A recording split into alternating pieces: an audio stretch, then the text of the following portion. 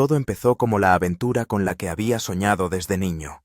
El Hindú Kush, esa majestuosa cordillera que se extiende entre Afganistán y Pakistán, me atraía con su inaccesibilidad y su salvaje belleza. A mí, Román Svetlov, fotógrafo viajero de 35 años procedente de Novosibirsk, por fin se me había presentado la oportunidad de organizar una expedición a esos lugares tan remotos. Nuestro grupo era de lo más variopinto. Benjamin Korsch, alpinista con 20 años de experiencia a sus espaldas, canoso, enjuto y con un rostro curtido por el viento, surcado de arrugas como un mapa de cordilleras. Zarina Akhmetova, etnógrafa de Kazán, que estudiaba la cultura de los pueblos pamirios. Timur Bakhtiarov, nuestro guía, oriundo de la zona, cuyos antepasados habían vivido durante siglos entre esas montañas. Y Elmira Satarova, periodista que escribía artículos sobre los rincones menos explorados del planeta. Habíamos alquilado un Land Cruiser setentero, hecho unos zorros, un todoterreno robusto como una roca que parecía haber sobrevivido a más de una guerra. Su pintura verde oscuro se desconchaba en algunos puntos, dejando al descubierto manchas de óxido que parecían cicatrices de un veterano. Pero el motor funcionaba como la seda y la suspensión se las apañaba incluso con las carreteras de montaña más infernales. Salimos de la pequeña ciudad de Chitral temprano por la mañana. El sol apenas comenzaba a teñir las cumbres nevadas de un suave color rosado. El aire era cristalino, fresco y embriagador, impregnado de aromas de hierbas de montaña. Yo iba sentado en el asiento del copiloto, Timur conducía y los demás se acomodaron atrás. «Hoy tenemos que cruzar el paso de Shandur», explicó Timur, maniobrando con soltura por la estrecha carretera de montaña. «La altitud es de 3.800 metros sobre el nivel del mar. La carretera es complicada, sobre todo después de las lluvias de ayer», asentí, sin apartar la vista del paisaje circundante. A un lado se erguía un escarpado risco. Al otro, se abría un precipicio que se hundía cientos de metros. La carretera serpenteaba como una serpiente de piedra que rodeaba el macizo montañoso. «Román, ¿has estado alguna vez en sitios como este?», preguntó Elmira, sacando su grabadora. «He estado en el Himalaya, los Andes, en Altai, pero el Hindú Kush es un lugar especial», respondí, haciendo otra foto. «Aquí confluyen tres grandes sistemas montañosos, el Himalaya, el Karakorum y el Pamir. Un lugar de poder, como dicen los lugareños». Benjamín resopló. «Un lugar donde la naturaleza no perdona los errores.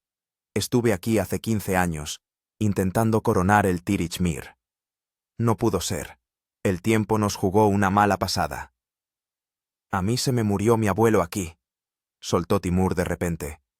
«Era guía, conducía caravanas a través de los pasos. En el 49 lo sepultó una avalancha». En el coche se hizo un silencio, roto solo por el zumbido del motor y el crujido de la suspensión al pasar por los baches. Hacia el mediodía, el tiempo empezó a empeorar. El cielo se cubrió de pesadas nubes grises, la niebla se extendió por todas partes, convirtiendo el mundo circundante en una mancha difusa. La visibilidad se redujo a 20 metros. Timur aminoró la marcha al mínimo, escrutando la carretera a través del parabrisas. «No me gusta esto nada», murmuró. «Va a llover, y aquí son frecuentes los deslizamientos de tierra». «Quizás deberíamos parar y esperar a que escampe», propuso Zarina, jugueteando nerviosamente con la correa de su bolso. «Aquí no hay sitios seguros para parar», negó Timur con la cabeza. «Tenemos que llegar al pueblo de Laspur. Allí hay una casa de huéspedes. Continuamos nuestro camino». La carretera se volvía cada vez más estrecha y peligrosa. En algunos tramos estaba literalmente excavada en la roca, sin ningún tipo de barandilla. A nuestra derecha, ahora se abría un abismo cuyo fondo no se podía ver a causa de la niebla. Las primeras gotas de lluvia empezaron a golpear el techo de nuestro jeep aproximadamente una hora después.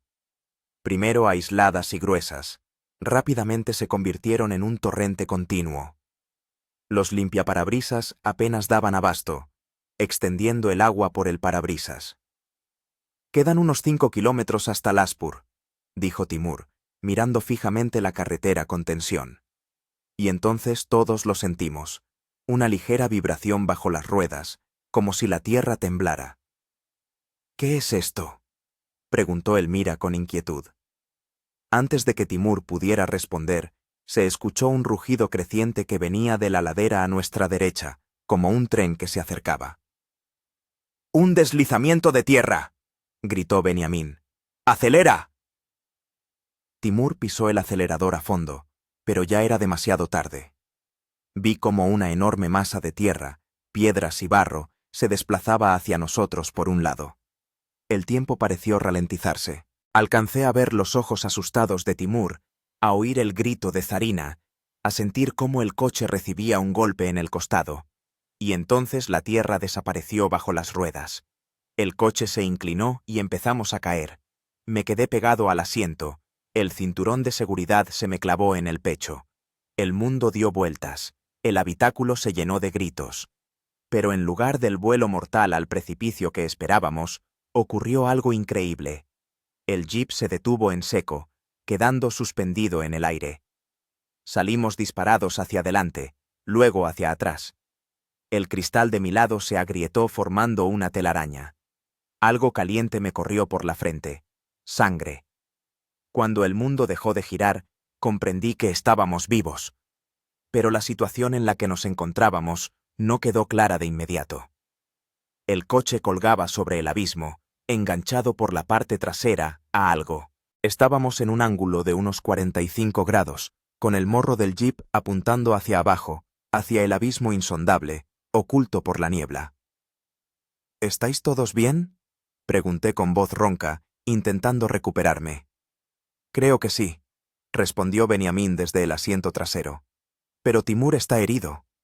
Volví la cabeza. Nuestro conductor estaba inconsciente, con la cabeza colgando inerte sobre el pecho. De un corte en la frente le manaba sangre. «No se muevan», advertí, notando cómo el coche se balanceaba ligeramente por mi movimiento. «Estamos colgando de un precipicio». «Dios mío», susurró Elmira. «¿Qué hacemos?». Con sumo cuidado miré por la ventanilla. Lo que vi me heló la sangre. Debajo de nosotros no había nada. Un abismo de 800 metros, cuyo fondo era imposible de divisar por la niebla. La parte trasera de nuestro todoterreno se sostenía únicamente por un fragmento de roca al que milagrosamente se había enganchado el parachoques. «Que nadie se mueva», repetí, sintiendo cómo el corazón me latía con fuerza en el pecho. Cualquier movimiento brusco podría precipitarnos al vacío. La lluvia arreció, tamborileando sobre el techo del coche. El viento balanceaba nuestro jeep, suspendido sobre el abismo, como si fuera un péndulo. Sabía que nos quedaba muy poco tiempo. Tarde o temprano, el coche cedería. «¿Alguien tiene cobertura?», pregunté, intentando mantener la calma. Zarina sacó su teléfono, miró la pantalla y negó con la cabeza. «No hay señal». «Tengo un teléfono satelital en mi mochila», dijo Benjamín. «Pero está en el maletero». Cerré los ojos, intentando serenarme. Éramos 5 en un coche colgando de un precipicio. Uno inconsciente, sin cobertura, sin esperanza de recibir ayuda, y con cada minuto que pasaba, nuestras posibilidades de salvación disminuían. «Tenemos que salir de aquí», dije finalmente. Pero con mucho, mucho cuidado. En ese momento, el coche volvió a balancearse y oímos un crujido metálico. Algo ahí abajo no soportaba nuestro peso.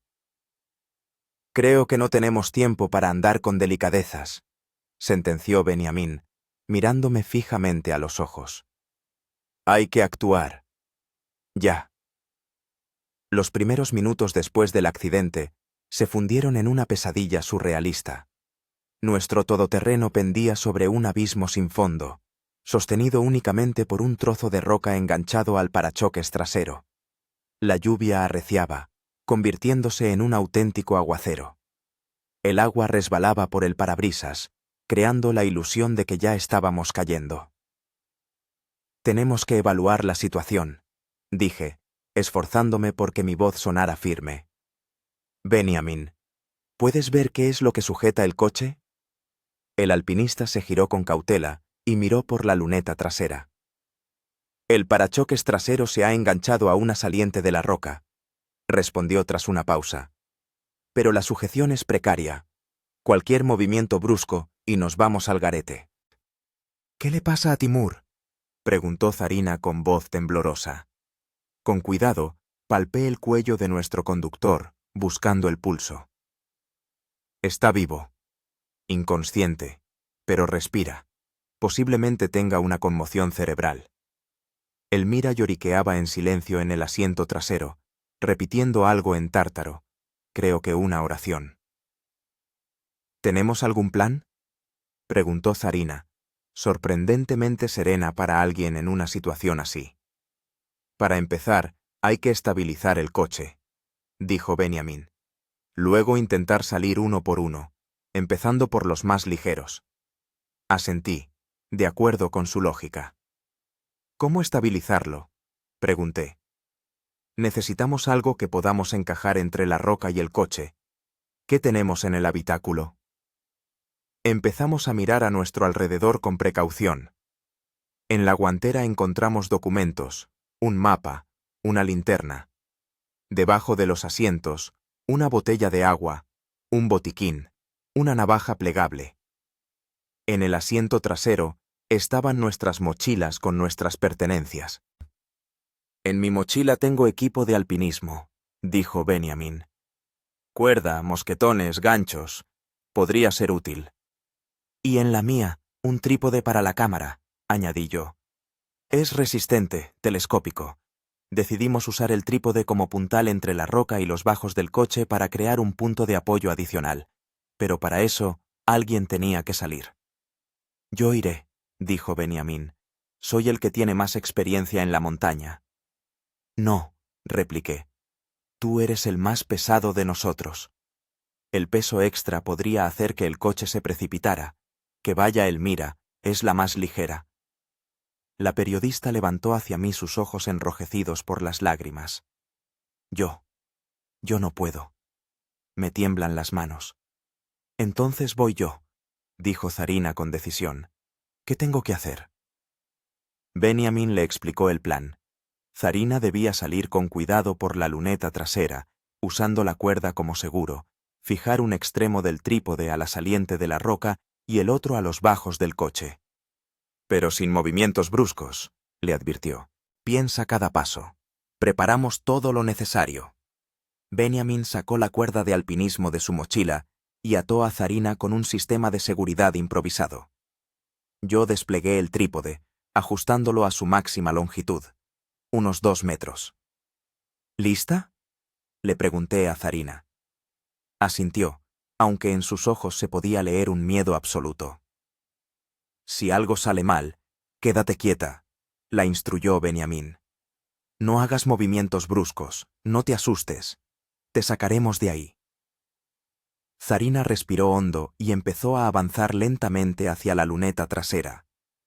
Cada uno de sus movimientos se correspondía con un leve balanceo del coche.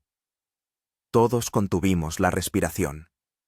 Cuando llegó a la ventanilla, Benjamin la ayudó a abrirla. La lluvia y el viento irrumpieron en el habitáculo, trayendo consigo el olor a tierra mojada y a miedo. Veo la saliente, dijo Zarina, asomando la cabeza. Está a 1 metro del parachoques, más o menos. Perfecto. Ahora sal con mucho cuidado, dijo Benjamin sujetando la cuerda de seguridad. Los siguientes minutos fueron los más angustiosos de mi vida. Zarina se abría paso por la ventana lenta, centímetro a centímetro. El coche se balanceaba, el metal chirriaba, pero aguantaba. Cuando por fin salió por completo, oímos su respiración entrecortada a través de la ventana abierta. Estoy en la roca, informó. Hay una cornisa estrecha, pero puedo mantenerme en pie. Perfecto, la animó Benjamin. Ahora fija el trípode. Le pasamos el trípode por la ventana. Los siguientes minutos solo oímos el ruido de la lluvia y la respiración agitada de Zarina trabajando fuera. «Listo», dijo al fin. El trípode está fijado entre la cornisa de la roca y los bajos del coche. Noté que el todoterreno se volvía más estable, los balanceos disminuían. «Ahora intenta llegar a la carretera», dijo Benjamín. «Debería haber un tramo que no haya afectado el desprendimiento». «No puedo abandonaros», protestó Zarina. «No nos abandonas, vas a buscar ayuda», la convencí. «No vamos a desaparecer». Tras una breve pausa, Zarina accedió. «De acuerdo. Intentaré volver rápido con ayuda». Oímos cómo se movía con cuidado por la roca, alejándose del coche. Al cabo de unos minutos, los sonidos de sus movimientos se atenuaron y nos quedamos solos, 3 conscientes y 1 inconsciente, en el coche, colgados sobre el precipicio. «¿Y ahora qué?», preguntó Elmira, algo más calmada. «Ahora esperamos», respondió Benjamín, «y nos preparamos para lo peor». Miré el reloj. Eran alrededor de las 3 de la tarde. Quedaban 5 horas hasta que oscureciera, como mucho, y en las montañas, la noche cae rápido. «Hay que examinar a Timur», dije, sacando el botiquín. Con cuidado, intentando no hacer movimientos bruscos, revisé las pupilas de nuestro conductor. Reaccionaban a la luz, lo cual era buena señal. Tenía una herida profunda en la frente, que limpié con antiséptico y cubrí con una tirita. «Parece una conmoción cerebral», confirmé mis sospechas. «Pero sin daños graves. Debería recobrarse pronto». Como en respuesta a mis palabras, Timur gimió y entreabrió los ojos. «¿Qué ha pasado?», murmuró. «Un desprendimiento», respondí brevemente. «Estamos colgados sobre un precipicio. No hagas movimientos bruscos». Los ojos de Timur se abrieron con horror al darse cuenta de nuestra situación. «Alá, el misericordioso», susurró. «Zarina ha ido a buscar ayuda», le informé. «Tenemos que aguantar hasta que vuelva». «Si es que encuentra ayuda», observó Benjamín sombríamente. «Con este tiempo y en estos parajes». «La encontrará», repliqué tajantemente. «Tiene que encontrarla». El tiempo se arrastraba con una lentitud insoportable.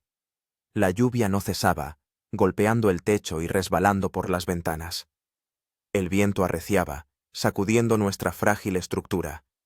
A pesar del trípode, el coche se estremecía y crujía de vez en cuando.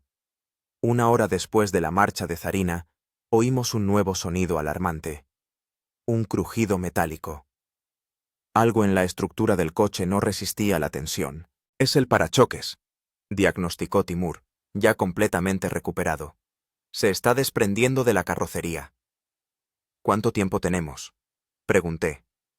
«Difícil de decir, quizá 1 hora, quizá minutos». Nos miramos. Era evidente que esperar ayuda era demasiado arriesgado. «Tenemos que salir por nuestros propios medios», decidió Benjamín. «Uno por uno, empezando por Elmira».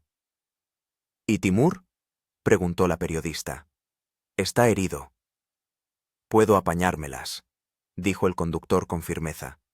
«Me duele la cabeza, pero puedo moverme». Empezamos a prepararnos para la evacuación. Benjamín distribuyó el equipo de alpinismo y explicó cómo utilizar el seguro. El plan era sencillo: salir por la ventana trasera, 1 por 1, utilizando una cuerda y el trípode como apoyo. «Yo iré el último», dije. «Aseguraré a los demás». Elmira fue la primera. Estaba muerta de miedo, pero lo hizo mejor de lo que esperábamos. Lentamente, con muchas pausas, salió por la ventana y, siguiendo las instrucciones de Benjamín, llegó a un tramo relativamente seguro de la roca. El siguiente fue Timur. A pesar de la lesión, se movía con soltura, fruto de su experiencia de vida en las montañas.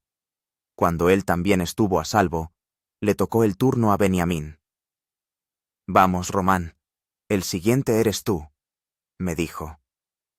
«No, habíamos acordado que tú ibas primero, yo aseguro». «Yo peso más. Si el coche se desploma conmigo dentro, tengo más posibilidades de sobrevivir a la caída. Entendía su lógica, pero aún así me negué. No, ellos te necesitan más allí, en la roca. Tienes experiencia, sabes qué hacer a continuación. Tras una breve discusión, Benjamín accedió. Empezó a salir con cuidado por la ventana. En ese momento, el coche se balanceó violentamente y oímos un fuerte crujido. ¡Más rápido!, grité, comprendiendo que el parachoques estaba a punto de desprenderse. Benjamín aceleró, prácticamente saltando de la ventana a la roca. En ese mismo instante, el coche se inclinó aún más. «¡Román, salta!», gritó Benjamín, tendiéndome la mano. Me lancé hacia la ventana, pero en ese momento se oyó un estruendo ensordecedor y el coche se precipitó hacia abajo. Tuve tiempo de agarrarme al marco de la ventana cuando el todoterreno empezó a caer. En el último segundo, sentí cómo alguien me agarraba de la muñeca. Benjamín, arriesgándose a caer él mismo, me sujetó al borde del abismo, mientras nuestro Land Cruiser desaparecía estrepitosamente en la bruma insondable. Durante unos segundos infinitos, estuve colgado sobre el precipicio, sostenido únicamente por la mano de Benjamín. Entonces, Timur y Elmira llegaron corriendo a auxiliarnos, y juntos me izaron hasta una estrecha cornisa de roca. Jadeando, yacíamos sobre la roca mojada, incrédulos de estar aún con vida. En algún lugar, muy abajo, se oyó una explosión amortiguada. Nuestro jeep se había hecho añicos. ¿Y ahora qué?, preguntó Elmira cuando recuperamos un poco el aliento. Eché un vistazo alrededor. Nos encontrábamos en una estrecha cornisa de roca, a unos 3 metros por debajo del borde de la carretera. Una pared vertical se alzaba sobre nosotros, empapada por la lluvia. Debajo, un abismo insondable, cuyo fondo no se alcanzaba a ver. «Ahora tenemos que subir», dijo Benjamín, evaluando la situación, «y rezar para que Zarina haya encontrado ayuda». Miré al cielo. La lluvia arreciaba y el día llegaba a su fin. Pronto oscurecería y nuestras posibilidades de salvación se reducirían prácticamente a cero. La cornisa donde estábamos no tenía más de 1 metro en su punto más ancho. La roca, húmeda y resbaladiza, no ofrecía un apoyo seguro. Nos apretábamos contra la pared de roca, temerosos incluso de movernos. Cada uno de nosotros era consciente de que un solo movimiento en falso podría hacernos caer al vacío. «Hay que subir», dijo Benjamín, mirando con ojo experto la roca que teníamos encima. «Hasta el borde de la carretera no hay más de 3 metros. Puedo organizar la escalada». «¿Tienes todo lo necesario?», pregunté, mirando su pequeña mochila que había logrado sacar del coche.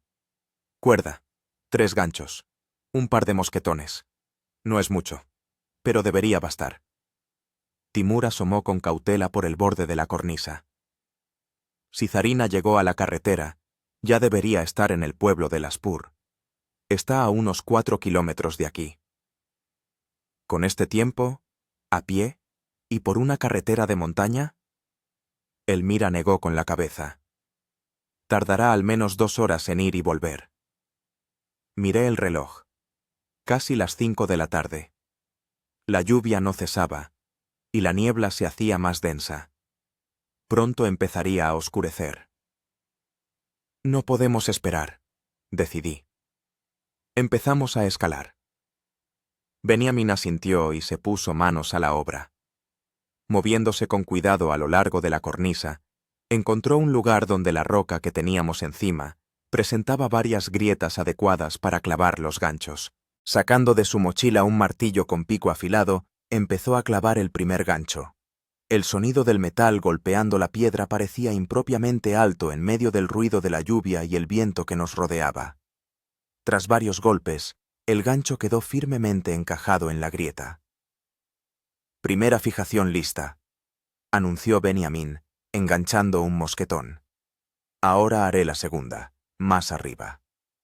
Con cuidado, se izó sobre los brazos, encontró un punto de apoyo para los pies y empezó a clavar el segundo gancho, aproximadamente 1 metro por encima del primero. Esta operación llevó más tiempo. La grieta era más estrecha y la posición menos estable. «Listo», dijo por fin. «Ahora podemos organizar la subida. ¿Quién va primero?» «Elmira», dije. «Es la más ligera, y tú podrás asegurarla desde arriba».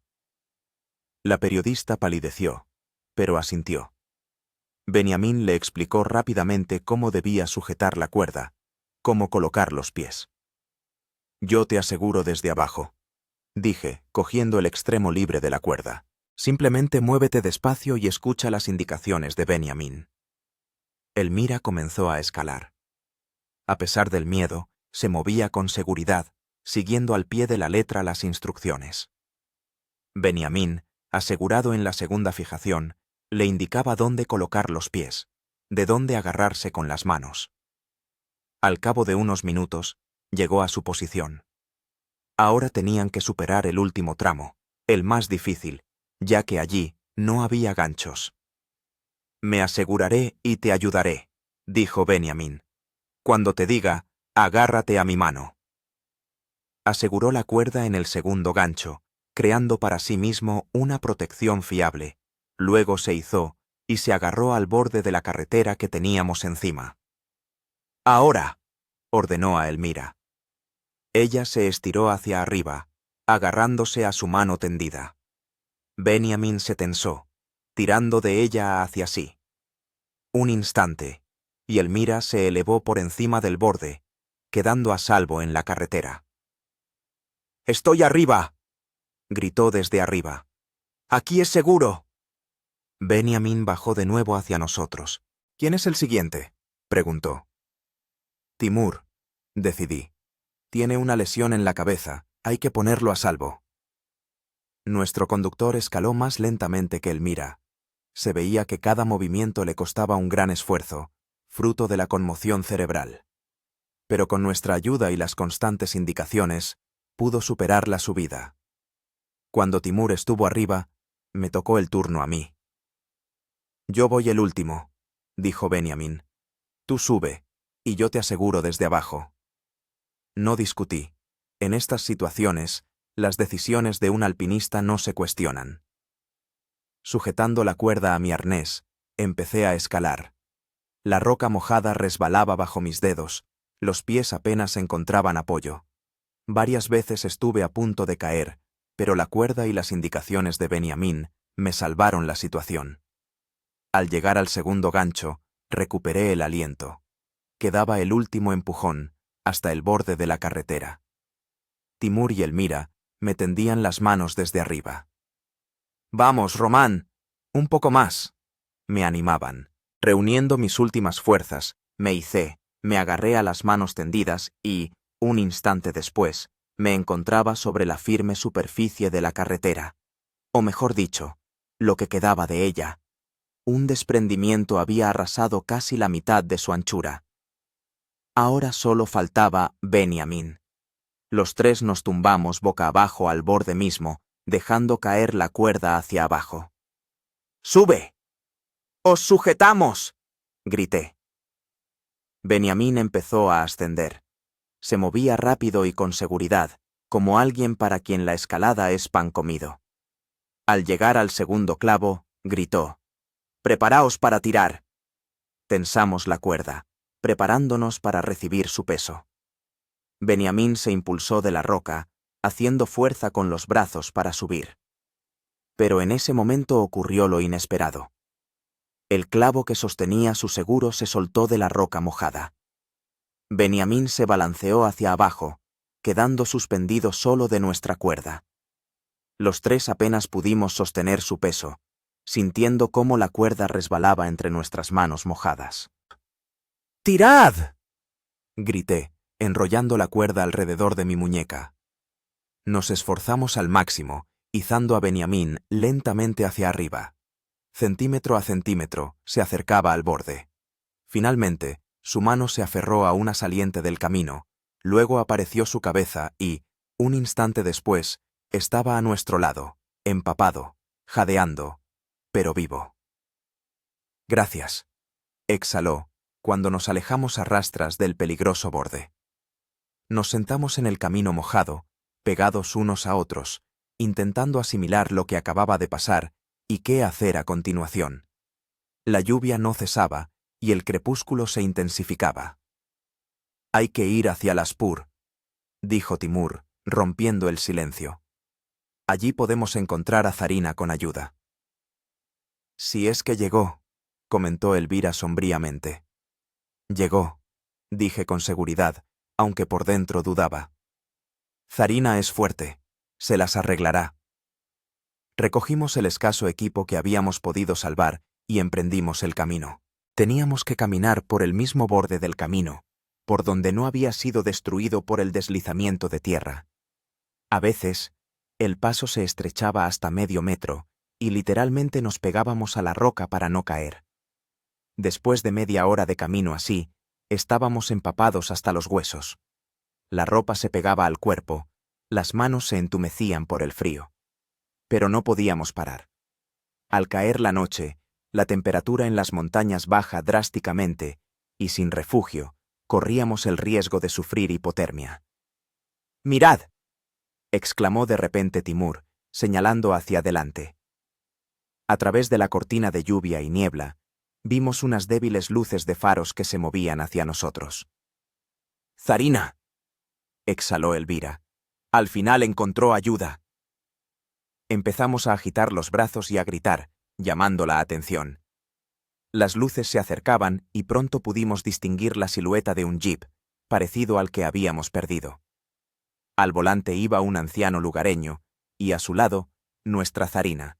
El coche se detuvo a pocos metros de nosotros. Más adelante el camino estaba destruido. «¡Encontré ayuda!», gritó Zarina saltando del coche. «¡Es Farid! ¡Es de Laspur!». El anciano pakistaní, con un rostro arrugado y una barba blanca, levantó la mano en señal de saludo. «As-salamu alaikum. Subid rápido, aquí es peligroso». No nos hicimos de rogar. Empapados, exhaustos, pero vivos, nos subimos al cálido interior del jeep.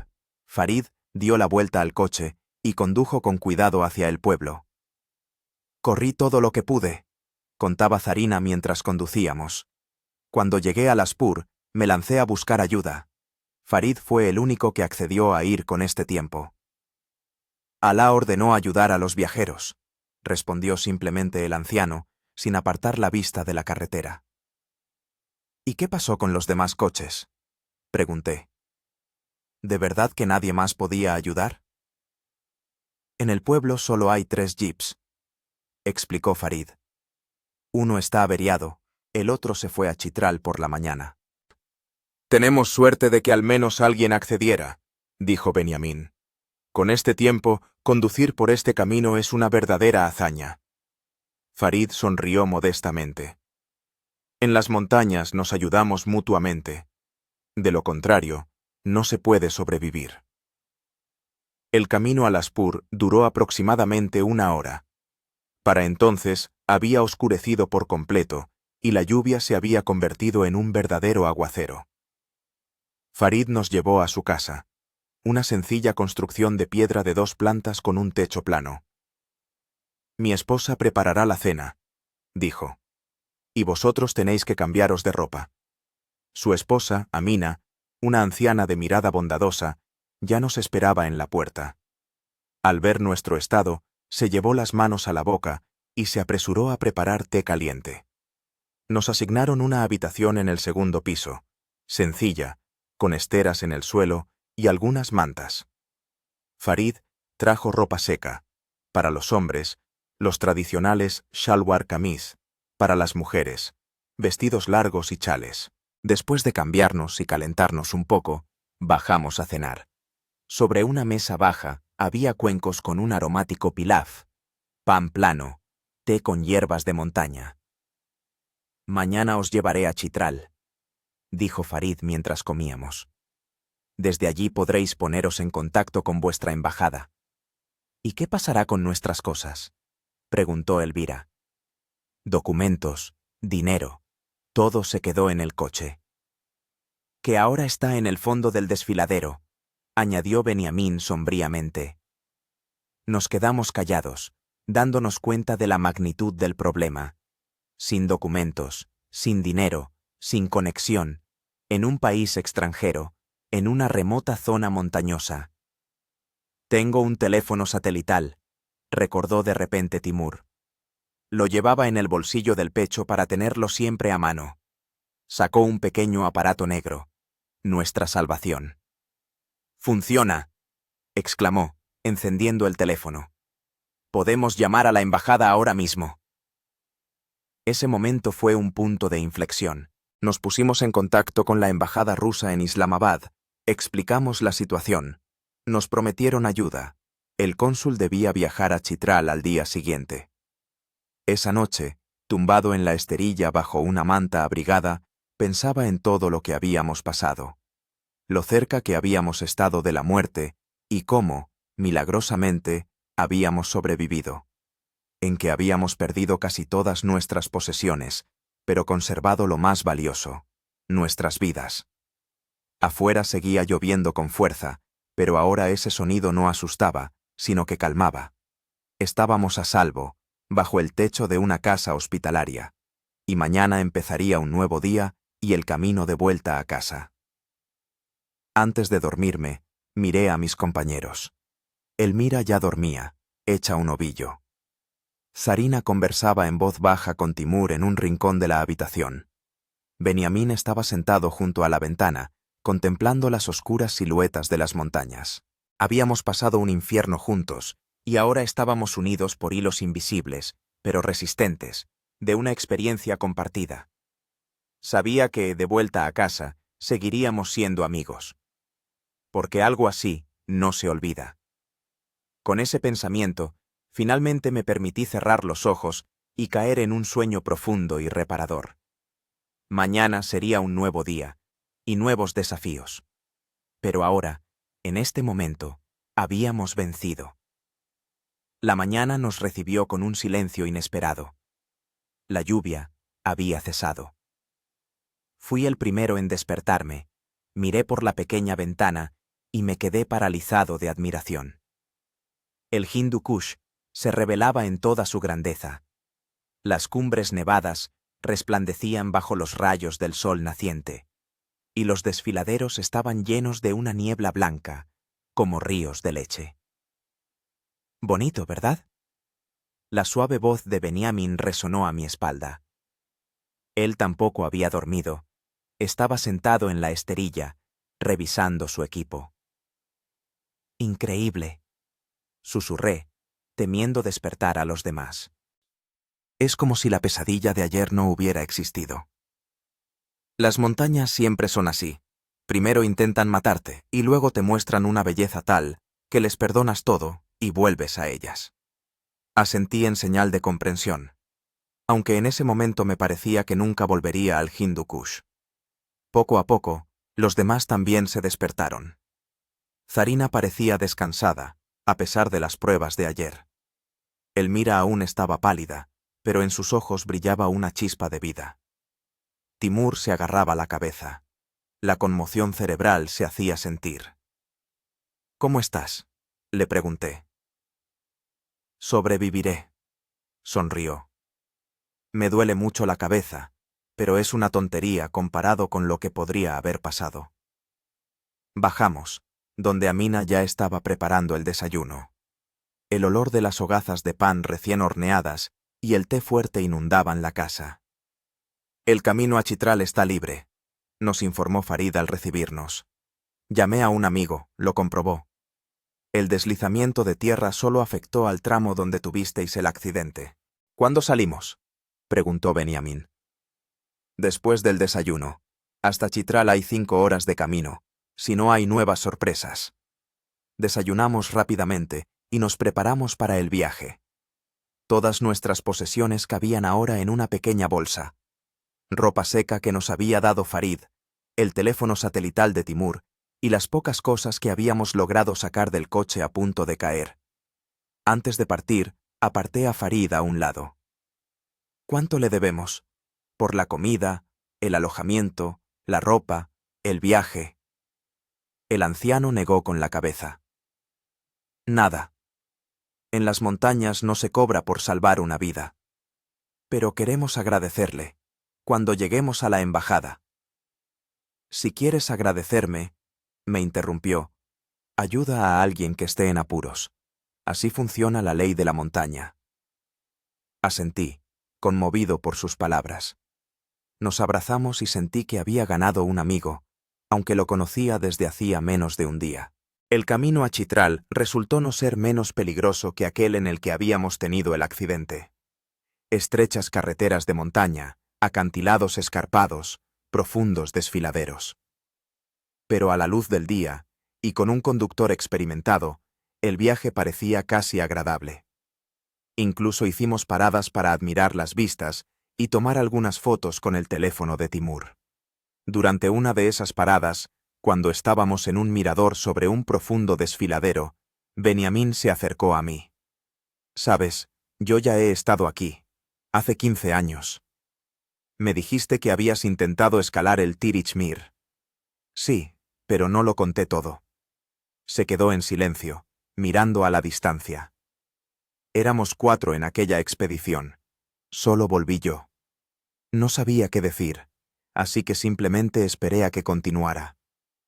Nos atrapó una tormenta a 6.000 metros de altura. La visibilidad era nula, el viento te derribaba, la temperatura era de 30 grados bajo cero. Grigori fue el primero en caer. Resbaló sobre el hielo. El seguro no aguantó. Mark y Nikolai. Hizo una pausa. Se congelaron en la tienda de campaña. Intenté calentarlos, los froté, incluso les abofeteé las mejillas, pero por la mañana simplemente no se despertaron. «Lo siento mucho», dije en voz baja. Me juré a mí mismo no volver nunca, y ahora, 15 años después. Estás aquí de nuevo y has sobrevivido a otra catástrofe. Él sonrió amargamente. Quizá las montañas simplemente no me quieren. Me escupen de vuelta. O al revés. Te reservan para algo. Nos quedamos en silencio. Cada uno pensando en sus propios asuntos. Yo, en lo frágil que es la línea entre la vida y la muerte. Especialmente aquí, en medio de estas majestuosas e implacables montañas. 5 horas después, tal y como había prometido Farid, entramos en Chitral, una pequeña ciudad encajonada entre las montañas. En comparación con el pueblo de Laspur, parecía una verdadera metrópolis. Casas de 2 pisos, calles asfaltadas, tiendas, incluso un cibercafé. Farid nos llevó directamente al hotel Tirich Mir, el mejor de la ciudad, según él. Un modesto edificio de 3 plantas con un letrero desvencijado no parecía lujoso, pero después de todo lo que habíamos vivido, nos parecía un palacio. En el vestíbulo ya nos esperaba un representante del consulado ruso, un joven llamado Artyom. Nos dio la mano, nos expresó sus condolencias por lo sucedido, y fue directo al grano. He traído documentos provisionales para todos. Mañana por la mañana volamos a Islamabad, y desde allí organizaremos su regreso a Rusia. Los gastos corren a cargo del consulado. ¿Y nuestras cosas?, preguntó Elmira. Allí estaban las cámaras, los ordenadores portátiles, todos los materiales de la expedición. Artyom negó con la cabeza. Me temo que eso es imposible. El desfiladero es demasiado profundo, y lo más probable es que del coche no quede nada. Pero pueden presentar una solicitud de indemnización al seguro cuando vuelvan a casa. Le dimos las gracias a Farid una vez más. Anoté su dirección y número de teléfono, prometiéndole enviarle regalos desde Rusia.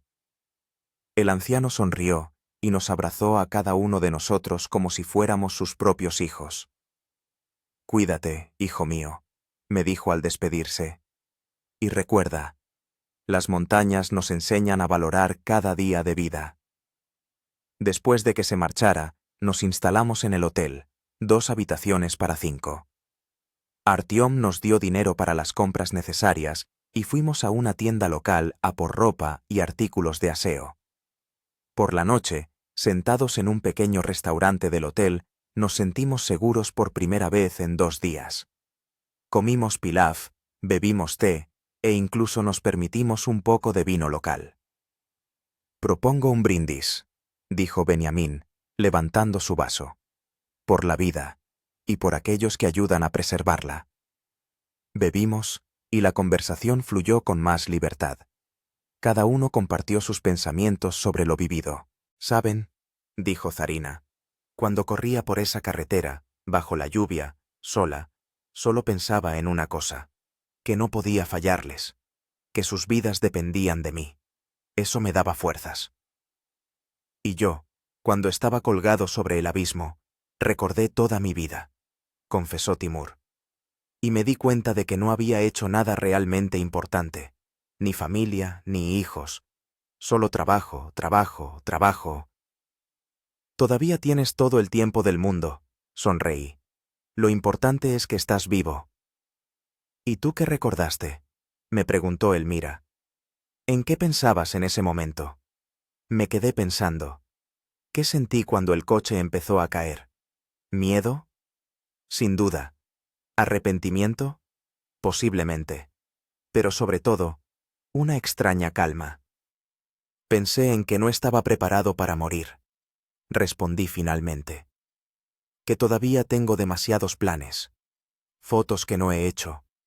Lugares que no he visitado. Gente a la que no he dicho palabras importantes. ¿Y ahora qué?, preguntó Zarina. ¿Qué vas a hacer cuando vuelvas? Recuperar el tiempo perdido. Sonreí.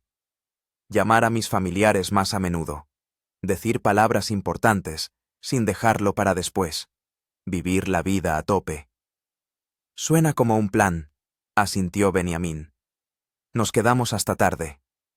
La conversación saltaba de un tema a otro, desde reflexiones filosóficas sobre la vida y la muerte hasta cuestiones prácticas sobre el regreso a casa. Elmira confesó que tenía miedo de volar en avión, sobre todo después de lo sucedido. Timur prometió cogerle la mano durante todo el vuelo. Cuando finalmente nos fuimos a nuestras habitaciones, ya era pasada la medianoche. Estuve mucho tiempo sin poder dormir, dándole vueltas a los acontecimientos de los últimos días. Tenía una imagen grabada en la mente. Nuestro jeep, colgando sobre el abismo, y esos instantes de terror, cuando la tierra desaparecía bajo las ruedas. Pensaba en lo frágil que es la vida humana y lo fácil que es perderla, en lo que damos por sentado. La posibilidad de respirar, ver, sentir. ¿En cuánto tiempo gastamos en tonterías, olvidándonos de lo importante? Me dormí al amanecer, cuando los primeros rayos de sol empezaban a colarse por las cortinas. Y soñé no con la caída al abismo, como temía, sino con las montañas, majestuosas, tranquilas, eternas. Era como si me dijeran: nosotras estábamos aquí antes que tú y estaremos después, pero ahora es tu momento, no lo desperdicies. El helicóptero Mi-8 despegó de Chitral exactamente a las 8 de la mañana. Estábamos sentados dentro, atados a los rígidos asientos, y mirábamos por las ventanillas cómo se alejaba la ciudad. Las montañas del Hindú Kush, tan imponentes e inaccesibles desde tierra, desde arriba parecían maquetas de juguete, conos perfectos cubiertos de gorros de nieve. 3 horas hasta Islamabad, informó Artyom, gritando para hacerse oír por encima del ruido de los motores. Allí les recibirá el cónsul, les ayudará con los trámites. Mañana por la mañana, vuelo a Moscú. Elmira estaba sentada a mi lado, agarrándose a los reposabrazos con tanta fuerza que se le habían puesto los nudillos blancos. Le cubrí la mano con la mía. Todo va a salir bien. Este helicóptero es mucho más fiable que nuestro jeep. Ella sonrió débilmente. Lo sé. Es que, después de lo que pasó, le tengo miedo a las alturas. Es normal. Con el tiempo se te pasará. ¿Y si no? Entonces viajarás en tren. Le guiñé un ojo. O en barco. El mundo es grande, y hay muchas maneras de verlo. Benjamín estaba sentado frente a nosotros, mirando por la ventanilla con una expresión pensativa. ¿En qué piensas?, le pregunté, al darme cuenta de que estaba observando nuestra conversación. En los que se quedaron en las montañas, respondió en voz baja. Mis amigos, que murieron hace 15 años. Todavía no les he contado a sus familias toda la verdad. ¿Qué verdad? Se quedó en silencio, como decidiendo si debía continuar. Entonces, se inclinó para que nadie más que yo lo escuchara. Pude haber salvado a Mark. Tenía congelaciones, pero estaba vivo cuando me marché. Le prometí que volvería con ayuda. Pero no llegué a tiempo. La tormenta duró 3 días. Cuando conseguí llegar al campamento base y volví con los rescatistas, ya era demasiado tarde. Hiciste todo lo que pudiste, dije. En esas condiciones. No, me interrumpió. Pude haberme quedado con él, haber compartido su destino. Pero tuve miedo. Elegí vivir. E hiciste bien. De lo contrario, habrían muerto los dos. Quizá. Se giró hacia la ventanilla. O quizá, juntos, habríamos sobrevivido. Eso nunca lo sabré. No supe qué responder.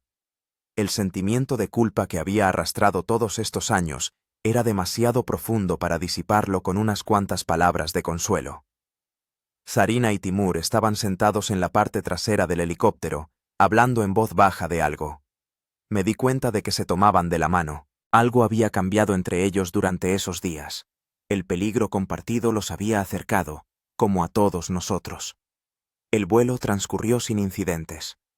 3 horas después, aterrizamos en Islamabad, una ciudad moderna y bulliciosa, tan diferente a los tranquilos asentamientos de montaña donde habíamos pasado los últimos días. En el aeropuerto nos recibió el cónsul, un hombre alto, de mediana edad y con porte militar. Nos hizo pasar rápidamente por los trámites, organizó el transporte al hotel y prometió que todos los documentos necesarios estarían listos por la noche. Han tenido suerte, dijo cuando ya estábamos sentados en la furgoneta de camino al hotel. En los lugares donde se metieron en problemas, las operaciones de rescate son una rareza. Normalmente la gente simplemente no regresa. Nos ayudaron los lugareños, respondí. Sin ellos no habríamos salido. Sí, los montañeses son gente especial. Una tierra dura cría gente dura, pero generosa. En el hotel, un edificio moderno con todas las comodidades, nos esperaba una auténtica sorpresa. Una ducha caliente, camas blandas, televisión, internet. Después de los días pasados en condiciones extremas, estas cosas sencillas parecían un lujo increíble. Me quedé bajo la ducha, probablemente, 1 hora entera, quitándome no solo la suciedad, sino también el miedo, la tensión y el cansancio de los últimos días. Cuando salí, envuelto en un albornoz suave, me sentí como si hubiera vuelto a nacer. Por la noche, el cónsul trajo los documentos, identificaciones temporales, billetes de avión, incluso una pequeña suma de dinero para gastos menores. Le agradecimos su diligencia. Es mi trabajo, sonrió. Pero debo reconocer que estos casos son raros por aquí. Normalmente ayudamos con pasaportes perdidos o pequeñas infracciones. Pero esto ha sido un verdadero drama de supervivencia. Que habríamos preferido evitar, observó Elmira. Por supuesto. Pero ya que sucedió, dudó un instante. ¿Podrían contarme con más detalle? Para el informe. Nos miramos unos a otros. Nadie tenía ganas de revivir aquellos terribles momentos. Pero Benjamin inesperadamente aceptó. Contaré. Creo que será útil, tanto para su informe como para otros viajeros, para que sepan qué evitar. Durante la hora siguiente, describió en detalle al cónsul todo lo que había sucedido, desde el momento en que salimos de Chitral hasta el rescate de Farid. Hablaba con sequedad, con profesionalidad, sin emociones, como si leyera un manual. Pero vi cómo le temblaban los dedos cuando llegaba a los momentos más peligrosos. Cuando terminó el relato, el cónsul negó con la cabeza. Una historia increíble. Realmente han tenido suerte. O, como dicen los lugareños, las montañas fueron benévolas con ustedes. No estoy seguro de lo de benévolas, sonrió Benjamin. Más bien, Simplemente decidieron que aún no estábamos listos para el encuentro con la eternidad. Después de que se marchara el cónsul, decidimos cenar en el restaurante del hotel. En la mesa reinaba un ambiente inusual, una mezcla de alivio por haber dejado todo atrás y tristeza por separarnos de los lugares y las personas que, a pesar de todos los peligros, habían dejado una huella en nuestros corazones. «Saben», dijo Zarina, bebiendo un sorbo de vino de su copa, «en realidad vine aquí en busca de material para mi tesis. Quería estudiar la vida cotidiana de los pueblos de montaña, sus tradiciones, sus creencias, y al final yo misma me he convertido en parte de su historia». «¿Y qué conclusión has sacado para tu tesis?», pregunté. Ella reflexionó. «Probablemente esta. En condiciones extremas, las personas muestran su verdadera esencia, y a menudo resulta ser mejor de lo que pensamos. Pensemos en Farid. Arriesgó su vida por unos desconocidos, sin pedir nada a cambio. Es porque en las montañas no se puede hacer de otra manera», dijo Timur. «Aquí, o se ayudan unos a otros, o no se sobrevive». «Me gustaría que en la vida normal fuera igual», suspiré. «¿Y acaso no lo es?», preguntó Elmira. «¿Acaso en la vida normal no dependemos unos de otros tanto, solo que no lo notamos?». Nos quedamos en silencio, reflexionando sobre sus palabras. Tenían razón. La civilización crea la ilusión de independencia, pero en realidad, todos estamos conectados por miles de hilos invisibles. «¿Qué van a hacer cuando regresen?», preguntó Benjamín, cambiando de tema. «Yo escribiré un artículo», respondió inmediatamente Elmira. «8 horas sobre el abismo. Es un buen título, ¿verdad?». «Muy dramático», sonreí. «Y yo, probablemente, haré una exposición de fotos. Me quedan algunas fotos en el teléfono. El resto tendré que reconstruirlo de memoria». «Voy a terminar la tesis», dijo Zarina. «Y, quizás, escribiré un libro. Sobre el Hindú Kush, su gente y cómo esas montañas cambian a quienes las conocen». «Y yo», dijo Timur en voz baja, mirando a Zarina. «Quizás me mude a Kazán. He oído que necesitan especialistas en turismo de montaña». Ella le sonrió, y en esa sonrisa había algo más que simple afecto amistoso. «¿Y tú, Benjamín?», pregunté. «¿Qué planes tienes?». Se quedó callado largo rato, girando la copa de vino entre los dedos. «Volveré a las montañas», dijo por fin. «No al Hindú Kush, no. Pero hay una cima en el Altai. Me prometí a mí mismo conquistarla cuando era muy joven. Es hora de cumplir promesas». «¿Después de todo lo que ha pasado?», se sorprendió Elmira. «¿No tienes miedo?». «Sí, tengo miedo», admitió con franqueza. «Pero tengo aún más miedo de vivir una vida sin haber hecho lo que debo. Las montañas son mi destino. He intentado huir de él durante 15 años. Basta». Nos retiramos a nuestras habitaciones tarde por la noche. Estuve mucho tiempo de pie junto a la ventana, mirando las luces del Islamabad nocturno y pensando en cómo había cambiado mi vida en esos pocos días. En que había visto mis miedos cara a cara y no me había roto. En la gente con la que había pasado por el infierno y que se había vuelto más cercana que muchos viejos amigos. Por la mañana volamos a Moscú. En el avión me senté junto a Elmira, que todavía estaba nerviosa, pero ya no tanto como en el helicóptero. Al otro lado de mí estaba Benjamín, absorto en sus pensamientos. «¿Sabes?», dijo de repente, cuando el avión ganó altura. «No dejo de pensar en lo que dijiste en el hotel, en que te gustaría que en la vida cotidiana la gente se ayudara mutuamente como en las montañas». «¿Y qué has pensado?», pregunté. «Que es posible. Solo hay que crear las condiciones adecuadas. No necesariamente extremas, pero sí aquellas en las que la gente sienta una conexión entre sí. Por ejemplo, llevo tiempo pensando en abrir una escuela de alpinismo, no solo para deportistas, sino para gente corriente. Enseñarles no solo la técnica de escalada, sino también la ayuda mutua. El trabajo en equipo. Quizás sea un pequeño paso, pero hay que empezar por algo. Asentí, entendiendo su idea. Si te decides, te ayudaré con la publicidad. Haré fotos, quizás incluso un pequeño documental. Hecho.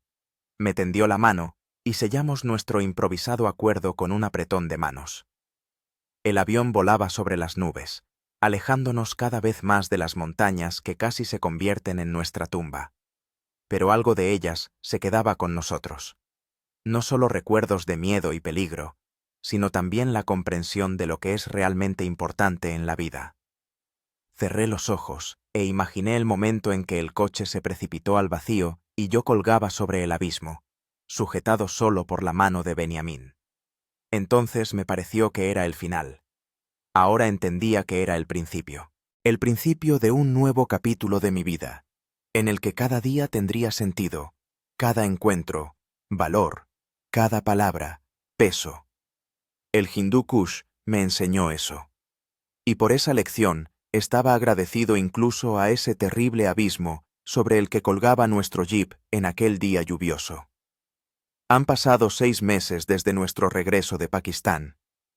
El invierno en Novosibirsk ha sido nevado y helado. El termómetro a menudo descendía por debajo de los 30 grados bajo cero. Pero el frío no me impedía trabajar en un nuevo proyecto. Una exposición fotográfica titulada Al Límite, dedicada a nuestro viaje al Hindú Kush. Con los materiales fue complicado. La mayoría de las fotografías se perdieron junto con el equipo en el jeep que cayó. Solo quedaron algunas fotos en el teléfono y las que pude enviar al almacenamiento en la nube antes de que nos fuéramos a las montañas. Pero a veces las limitaciones dan a luz a nuevas ideas. Decidí hacer una exposición no solo sobre el Hindú Kush, sino también sobre el regreso a la vida después de un encuentro con la muerte. En aquella noche de diciembre, estaba trabajando hasta tarde en mi estudio, seleccionando fotografías para el catálogo de la exposición, cuando sonó el teléfono. En la pantalla apareció el nombre de Benjamín. «Hola, alpinista», contesté. «¿Cómo te va en el Altai?» «Frío, pero bonito», llegó su voz, distorsionada por la estática. «Me estoy preparando para la ascensión. En 3 días subimos a Beluja». «¿Con este tiempo? ¿No es demasiado pronto?» «Es el momento perfecto. Menos turistas, aire más puro». Hizo una pausa. «Pero no llamo por eso. ¿Has oído noticias de Zarina y Timur?» «No, ¿qué ha pasado?» «Se casan, el mes que viene, en Kazán. Nos invitan a todos». Sonreí. Esta noticia no era inesperada. Ya en Islamabad se veía que entre ellos había surgido algo más que amistad. «Qué gran noticia. Iré seguro. ¿Y tú?» «Si vuelvo de Beluja a tiempo». En su voz se notaba una sonrisa. «¿Y tu exposición cómo va?» «Avanza. La inauguración es dentro de un mes. Te invito también, por cierto». «Intentaré ir. Aunque sabes, no me gusta ser el centro de atención». «Pero serás el protagonista principal. Sin ti, todos habríamos muerto allí, en las montañas». «Anda, no digas tonterías», se avergonzó. «Todos nos salvamos mutuamente. Éramos un equipo». Después de hablar con Benjamín, volví al trabajo, pero mis pensamientos ya se habían ido a aquel día en que nuestro jeep colgaba sobre el abismo. A menudo recordaba esas horas, no con horror, como cabría esperar, sino con una extraña sensación de gratitud. Fue entonces, al borde de la vida y la muerte, cuando comprendí lo que realmente importaba. En estos 6 meses, he cambiado muchas cosas en mi vida. Retomé el contacto con mis padres, con quienes no me hablaba desde hacía años por una estúpida pelea. Empecé a dar clases de fotografía en la universidad local. Compartir mi experiencia resultó ser inesperadamente gratificante. Adopté un perro de un refugio, un labrador llamado Sherpa, que se ha convertido en mi fiel compañero en nuevas aventuras. Y también comencé a escribir un libro, no solo sobre nuestra aventura en el Hindú Kush, sino sobre cómo una experiencia extrema cambia a una persona, la obliga a replantearse la vida, a verla bajo una nueva luz. Una semana después de la llamada de Benjamín, recibí la invitación oficial a la boda de Zarina y Timur. Junto con la invitación, venía una larga carta de Zarina, en la que me contaba cómo había evolucionado su relación después de nuestro regreso.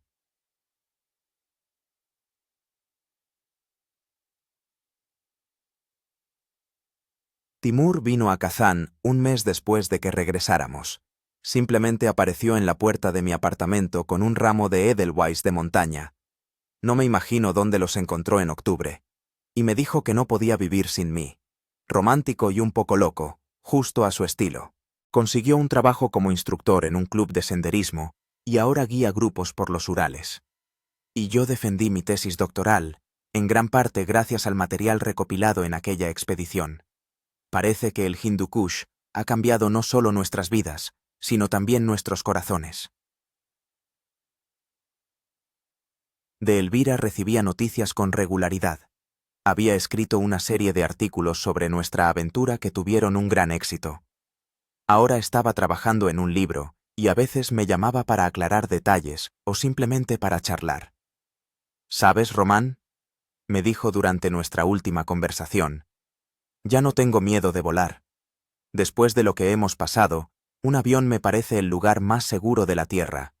Hace poco volé a Barcelona, y por primera vez en muchos años no tomé un tranquilizante antes del vuelo. Me alegraba por ella, por todos nosotros. Cada uno sacó su propia lección de aquella historia, cada uno encontró su propio camino de curación. El día de la inauguración de la exposición Al Límite, el clima era siberiano en su crueldad. 25 grados bajo cero, ventiscas, viento. Temía que muchos invitados no pudieran llegar. Pero a las 6 de la tarde, la galería estaba llena de gente. Amigos, colegas, periodistas, simples amantes de la fotografía. Para mi sorpresa y alegría, casi todos los participantes de aquella expedición habían venido. Zarina y Timur volaron desde Kazán, Elvira desde Moscú. Solo faltaba Benjamín, que seguía en Altai, intentando coronar el Beluja. La exposición fue un éxito. La gente se detenía largo rato frente a las fotografías, leyendo atentamente los pies de foto, haciendo preguntas. Les impresionó especialmente la pieza central, un enorme panorama del Hindu Kush, tomado desde un helicóptero durante nuestro regreso, con un esquema de la ruta superpuesto y el lugar del accidente. Después de la parte oficial, mis amigos y yo nos retiramos a un pequeño café cerca de la galería. Nos sentamos a una mesa junto a la ventana, bebimos vino caliente y recordamos. Todavía a veces me despierto con una pesadilla, confesó Elvira. Sueño que el coche se cae y no puedo moverme. Yo también a veces, asintió Timur, pero con menos frecuencia que antes, y también me he vuelto mucho más cuidadoso al volante. Y yo me he vuelto creyente, dijo Zarina inesperadamente. No religiosa, pero estoy segura de que alguien nos protegió entonces. Llámenlo Dios, destino, energía universal, da igual. Lo importante es que no estábamos solos. Entendía lo que quería decir.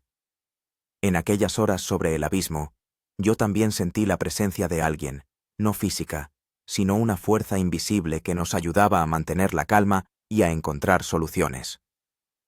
Por cierto, hablando de poderes superiores, dije, levantando mi copa. Brindemos por Benjamín. Sin él, no estaríamos aquí sentados hoy. Levantamos nuestras copas, y en ese momento la puerta del café se abrió, dejando entrar nubes de aire helado y... a Benjamín. Estaba de pie en el umbral, moreno a pesar del invierno, con el rostro curtido por el viento y la conocida media sonrisa. «¡Benjamín!», exclamó Zarina, poniéndose de pie de un salto. «Se supone que estás en Altai». Volví antes. Se encogió de hombros, acercándose a nuestra mesa. El clima empeoró, tuve que posponer la ascensión. Decidí que era mejor venir a la exposición de mi amigo. Nos abrazamos, reímos, sin poder creer lo que veíamos. Benjamín se sentó con nosotros y pidió un té. No bebía alcohol antes de las ascensiones, ni siquiera las aplazadas. «¿Cómo es la exposición?», preguntó. «Un éxito», respondí. «Mañana escribirán sobre ella en todos los periódicos locales. Es una lástima que no la hayas visto». «Ya la veré. Estará abierta durante un mes, ¿verdad?». «Sí, hasta finales de enero». «Entonces llegaré después del Beluja. Hablamos hasta medianoche. Recordamos no solo los momentos aterradores, sino también los divertidos de nuestro viaje. Por ejemplo, cómo Timur, al despertarse en el coche colgando, lo primero que preguntó fue si su termo de té estaba intacto. O cómo Elvira, ya a salvo, en la casa de Farid, intentaba peinarse con un tenedor doblado en lugar de un peine. La risa nos ayudó a curarnos definitivamente del miedo que habíamos experimentado. Transformó una experiencia traumática en una historia que podíamos contar sin estremecernos, extrayendo lecciones de ella. Antes de despedirnos, quedamos en reunirnos todos en la boda de Zarina y Timur el mes que viene. Y también en organizar una nueva expedición el próximo verano. No al Hindú Kush, claro, sino a un lugar más seguro, pero igualmente bello, al Baikal o a Kamchatka. Solo que esta vez voy a consultar el pronóstico del tiempo cada hora, bromeó Timur. Y yo llevaré un juego de repuesto de todo el equipo y subiré fotos a la nube cada 5 minutos. Le seguí la corriente. Cuando salimos del café, la nieve ya había parado. El cielo se había despejado y brillantes estrellas invernales resplandecían sobre la ciudad.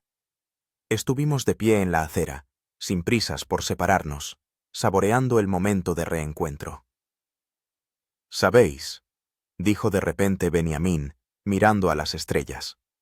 «Las montañas nos enseñan muchas cosas, pero la lección más importante es el valor de las relaciones humanas. En las montañas, uno se da cuenta de que nadie sobrevive solo. Nos necesitamos los unos a los otros, siempre». Asentimos en silencio, comprendiendo la profunda verdad de sus palabras. Luego nos abrazamos para despedirnos y nos dispersamos, cada uno a su vida, transformada por aquel día en el Hindú Kush, cuando la tierra se hundió bajo las ruedas de nuestro jeep y nos encontramos suspendidos sobre un abismo de 800 metros. De camino a casa por las calles nevadas de Novosibirsk, pensaba que la historia de nuestro rescate no era simplemente una casualidad o un golpe de suerte. Era un recordatorio de que incluso en la situación más desesperada hay esperanza, si tienes a la gente adecuada a tu lado y si tú mismo no te rindes. En casa me recibió el alegre ladrido de Sherpa. Abracé a mi perro, encendí el hervidor y me acerqué a la ventana. Tras el cristal caía una suave nevada, cubriendo la ciudad con un manto blanco. En algún lugar lejano, a miles de kilómetros de aquí, se alzaban las majestuosas montañas del Hindú Kush, implacables y hermosas, arrebatando vidas y concediendo sabiduría a quienes sobrevivían al encuentro con ellas. Sabía que una parte de mí se había quedado allí para siempre, en aquel estrecho saliente de roca, sobre el abismo sin fondo. Y otra parte había nacido allí mismo, más fuerte, más sabia, más agradecida por cada nuevo día. El eco de las montañas seguía resonando en mi alma, recordándome la fragilidad de la vida y lo que realmente importa. Y estaba agradecido por esta lección, por terrible que hubiera sido el camino para alcanzarla.